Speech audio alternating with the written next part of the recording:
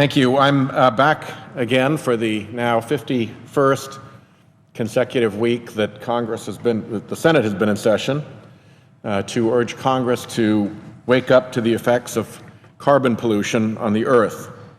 And I'm here today to talk about how climate change is taking its toll on an important part of our way of life, some of our long-cherished American pastimes that we do in the great outdoors.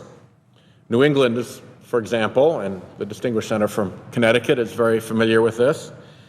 We have fond memories of ski trips in Vermont, of ice hockey on frozen ponds in New Hampshire, of fishing trips off the coast of Rhode Island. All of these activities are fun, they are fulfilling, and they leave us with indelible memories of the wonders of our natural world. But climate change is putting much of that at risk.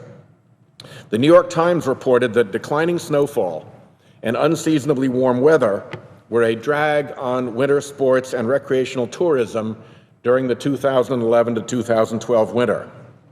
Before the end of the century, they report, the number of economically viable ski locations in New Hampshire and Maine will be cut in half. In half. Skiing in New York will be cut by 3/4. And I'm sorry to say to the presiding officer from the great state of Connecticut that there will be no ski area left in Connecticut or Massachusetts. And I assume from the report that that means Rhode Island as well, because Rhode Islanders have been skiing our beloved Yogu ski valley since the 1960s. As drought and increasing temperatures reduce the snowpack in the Cascade Range and the Rocky Mountains, the future of ski and snowboarding there is also at risk. The Park City Foundation in Utah predicts an annual local temperature increase of 6.8 degrees Fahrenheit by 2075, which could cause a total loss of snowpack in the lower Park City resort area. Beyond the loss to the skiing tradition in Park City, the report estimates that this will result in thousands of lost jobs, tens of millions in lost earnings, and hundreds of millions in lost economic output. No part of the country will be immune from these changes our carbon pollution is driving. Studies have found that extremely warm days in the southeast are on the rise. Ice on the Great Lakes is forming later and disappearing earlier. Rain will continue to decrease on the Great Plains. Wildfire seasons are getting worse in the west, where the snowpack is melting earlier. Sea level rise threatens Hawaii's famed beaches, and warming in Alaska is degrading the permafrost that entire communities are actually built on. Climate change has already changed rainfall patterns and can load the dice for bad weather conditions like heat waves. This past summer, a heat wave prompted the Kenosha Public Schools in Wisconsin to cancel all outdoor student practices and sporting events. The district stated on its website, keeping the best interests of the athletes in mind, we are canceling, rescheduling all contests today. According to the Denver Post, this past spring, a prolonged drought forced the Denver Parks and Recreation to postpone opening of the grass sports fields for soccer and lacrosse, which kept thousands of children and adults from starting their athletic seasons. For some, warmer temperatures mean more time inside because the air is just not fit to breathe. Ground-level ozone, commonly known as smog, forms more quickly during hot, sunny days, causing asthma attacks, emergency room visits, and even hospitalizations. In August, I met with 2 Rhode Island kids. Nick Friend, he's a 15-year-old from East Providence, and Kenyatta Richards, who's an 8-year-old from Warwick. They have asthma. They have to stay indoors and avoid being too active on bad air days. We've had 6 bad air days from ozone this year in Rhode Island. That is 6 days when Rhode Islanders like Nick and Kenyatta can't enjoy the outdoor activities that are so much a part of our American childhoods. The effects of climate change aren't limited to hotter days and smog. Oceans are warming, ice is melting, and sea levels are rising. This puts coastal infrastructure like dams and bridges and coastal power plants at risk. But it also threatens many of our most beloved and expensive palaces of sport. As far back as 2007, Sports Illustrated ran a special issue on sports and global warming.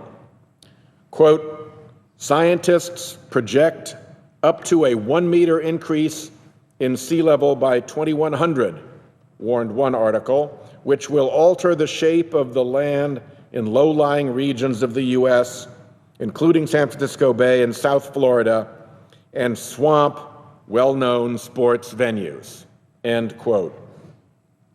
Places like the American Airlines Arena and Sun Life Stadium in Miami and AT&T Park in San Francisco are at risk.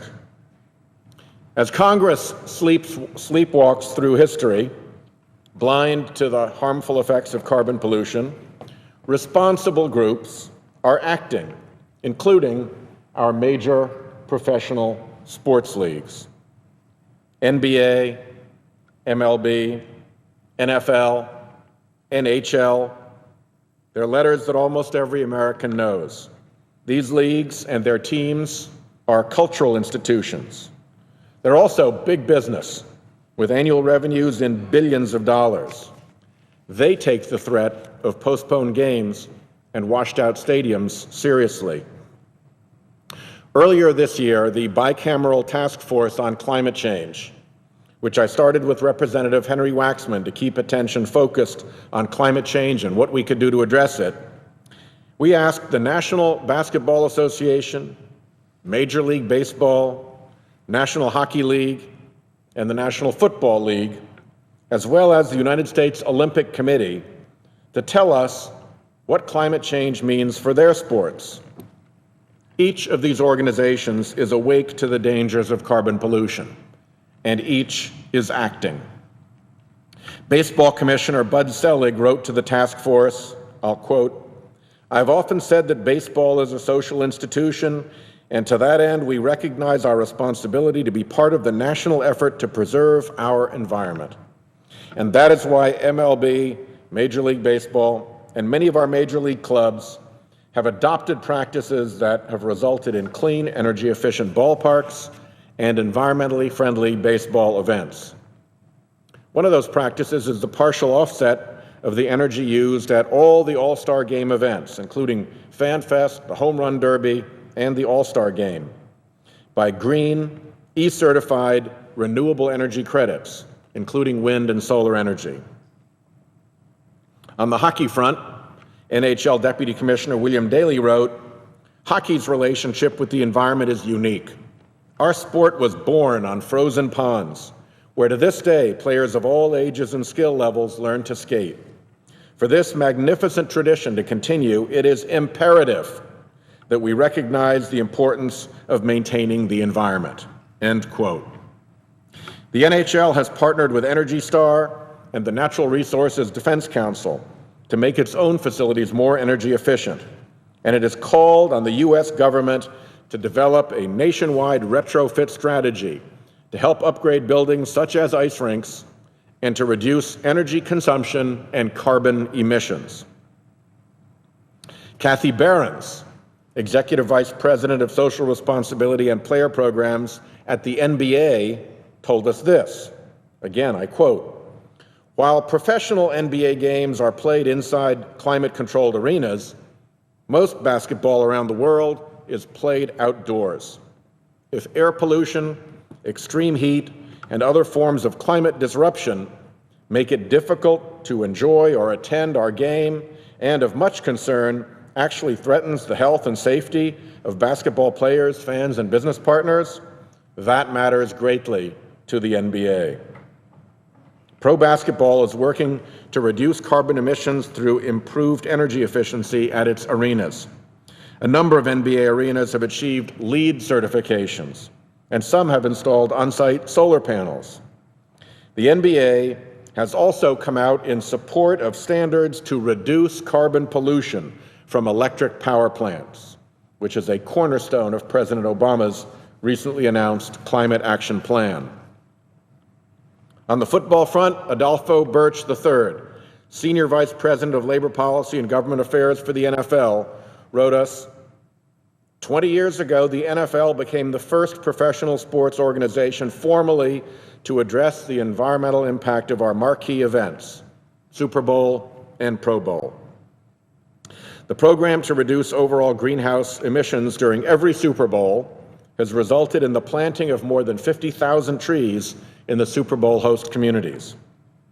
The National Football League estimates that the 2013 Super Bowl in New Orleans achieved a reduction of nearly 24,000 tons of greenhouse gas emissions, or the equivalent of 8,000 American homes' energy use for an entire year. The U.S. Olympic Committee has also joined in the fight to reduce harmful carbon pollution. According to USOC CEO Scott Blackman, the Green Ring program aims to mitigate the USOC and our athletes' impact on the environment through a number of sustainability efforts, an area that is a passion for many of our athletes.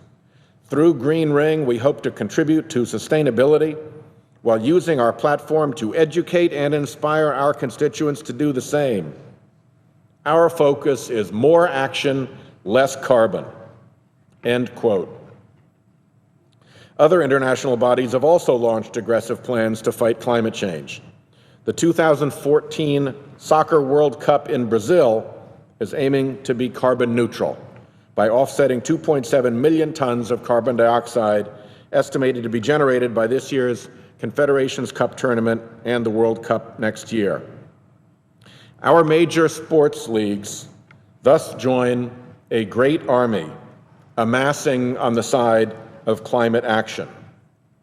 Virtually every major scientific body, the insurance and reinsurance industry, the Joint Chiefs of Staff, the national academies, NASA, and the Government Accountability Office, the U.S. Conference of Catholic Bishops, leading American and international corporations, and the American Public Health Association. To them and many others who are all in this fight, we can add our friends in the world of sport, Major League Baseball, the National Basketball Association, the National Hockey League, the National Football League, and the United States Olympic Committee. There is a growing chorus of voices from every sector of American society calling for action. And indeed, there is work to be done. The major sports organizations are doing their part because they know that few things define American society like the teams we cheer and the games we play. But we here in Congress need to wake up and join the fight.